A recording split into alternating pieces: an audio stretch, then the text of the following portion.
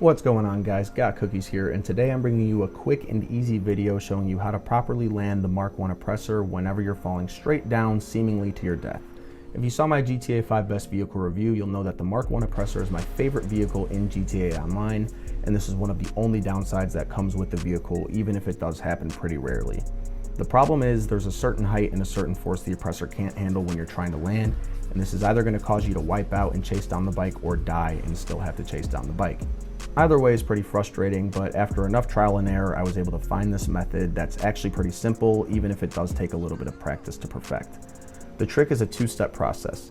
Step one is to press the glide button right before you hit the ground, which is going to be A on your Xbox controller or X on your PlayStation controller. And this is either going to bring the wings in or put them out. Step two is to make sure one of your wheels touches the ground just before the other.